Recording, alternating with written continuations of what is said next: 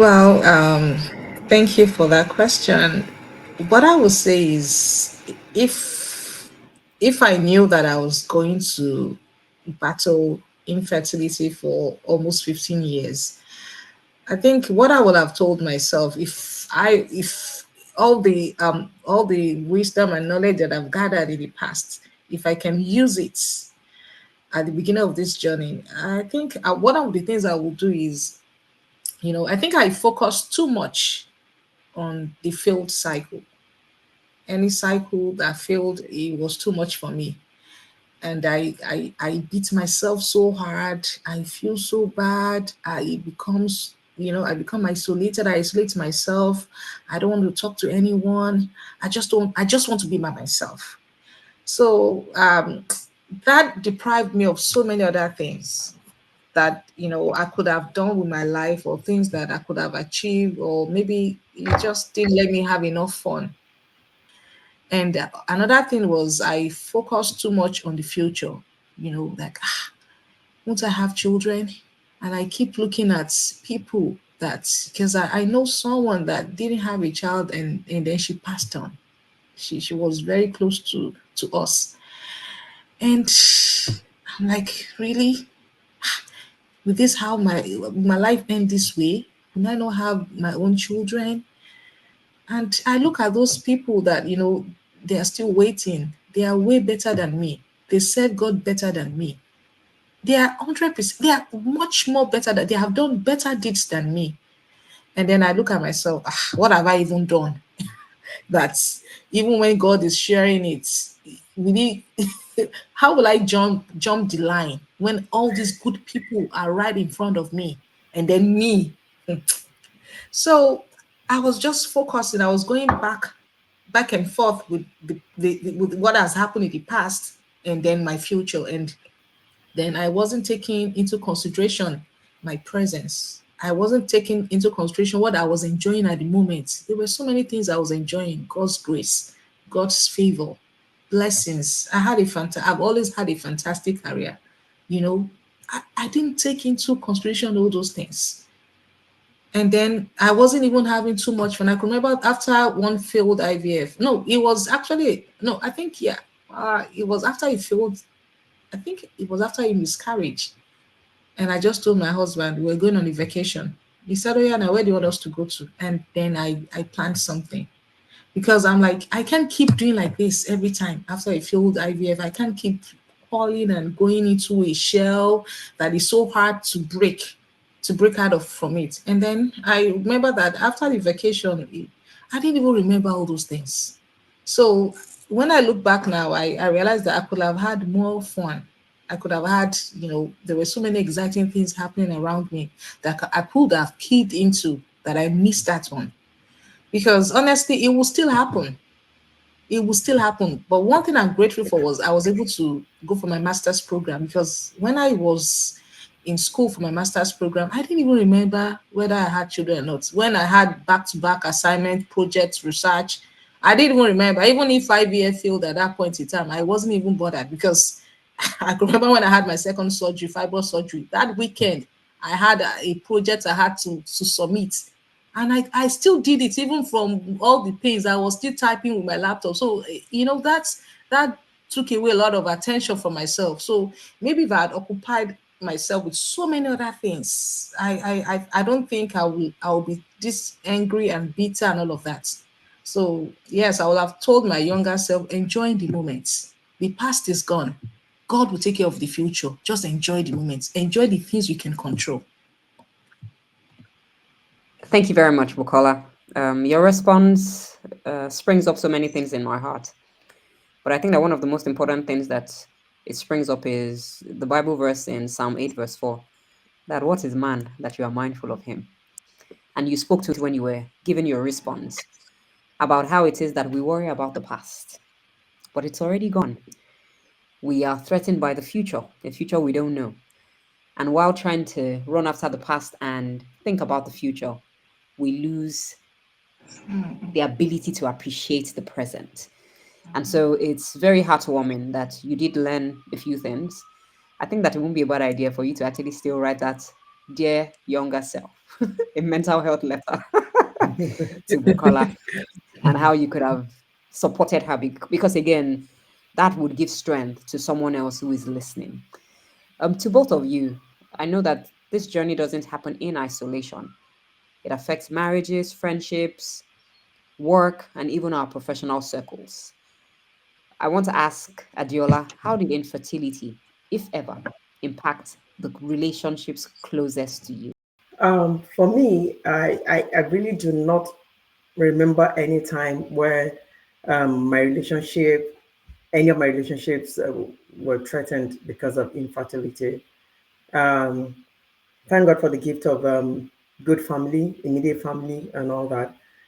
Um, I do not remember that. Even at work, I told you a lot of my colleagues did not even know that I didn't even have a child at that time. I had moved from one bank to another bank. I'd moved even cities, from a state to another state. So a lot of them didn't even know that I didn't have kids of my own. So they thought my kids were in the boarding school.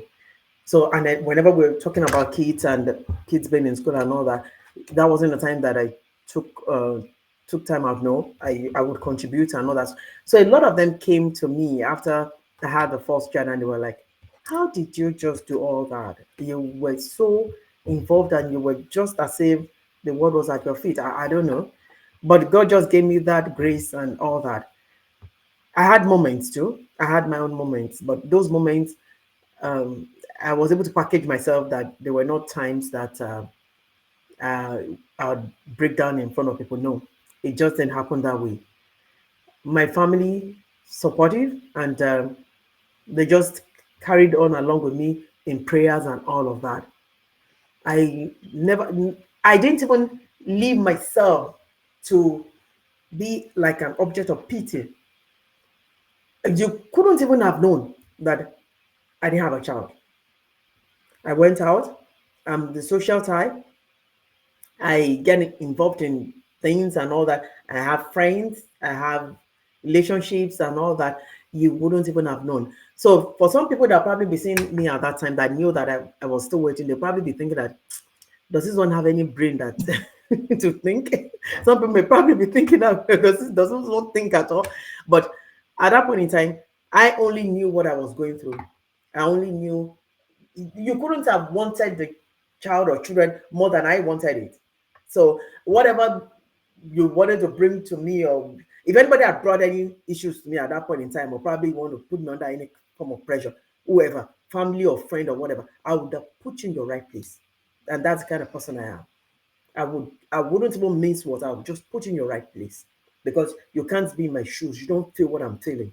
So if I decide to put up, that attitude of being open, being friendly, and not carrying it on my head that I needed a child desperately, and you probably think you could bring me down or talk me down because you knew I was waiting, and you bring that kind of thing, you wouldn't have gone without me giving you a bit of the peace of my mind. So for me, it was God just helped me. God just helped me because by myself, all by myself, I was under pressure, but it wasn't open to the outside world. So it was just something that I was able to by myself, by the grace of God, just to accommodate sometimes when I had my bad moments, even my husband couldn't even wait. He couldn't even look at me because by the time he came back and he would have seen my eyes, it would have been as if I fought a tiger. I would have cried maybe because the monthly thing came, or probably done a procedure and I was expecting, waiting to probably do the test after like 7 or 14 days, and probably day 3, the blood just came, and those were my moments. But aside that, every time after having those moments, I cried. I I was upset, I was sad, but just like David encouraged himself in the Lord, I pick up again. The next time is my time. I just had that faith. I just don't know why. I just had that faith that the next one is my time. That for me to ever think that it would never happen. No, that never happened to me. That I would think that I would never have my child. No, delay can never be a denial. That was always my slogan. Delay can never be a denial. It would happen, but when it would happen, I don't know. But Father Lord, let it happen for me as fast as you can. So that was and always the thing. and it did happen. Yes, Thank it did God. happen. Thank Yes, God it did happen. thank It God did it did happen. happen. One thing, of Yeah. course, that is resonant in both your stories is that both of you didn't waste your pain. I mean, you found purpose in some way, shape, or form. Because I'm coming to you with this question. Clearly, we shared your story publicly with your husband about a month ago. And I just want to know, as the spotlight turned on you, how have people's attitudes towards you over the past couple of months been? Positive changes, negative changes, more phone calls? How Well, has it been? I think people have really gotten in touch with me on Facebook, on Instagram. You know, I have more friends on Facebook, on Instagram now. Even people that I didn't really used to talk to. You know, I can remember a friend of mine reaching out to me, talking about his wife and all of that. And you know, it's been overwhelming, and it's been good. It's been good, and I realized that a lot of people that perceived I was too blunt or I was unapproachable a while ago, some of them told me, "Oh, I'm so sorry. I think I misjudged you. I just thought that I didn't know this was what you were going through." You know, because honestly, I know I've blocked some people. You know, some people even reached out on Facebook, and it was because of I had to block them on my phone. You know, because I'm like I just block off bad energy, especially when I was going through that journey. So honestly, it's been overwhelming, and people have been so appreciative of the videos. They have gained so many things from it. It's not even about waiting for children alone. You know, you could be waiting for so many other things, and everybody has been telling me thank you for sharing. Thank you. Even those going through waiting period for infertility now, they are reaching out and telling me, "Oh, please, when is the next episode coming out?" So yes, it has been fantastic. It has been, and I'm grateful that God has given us the opportunity to share our story.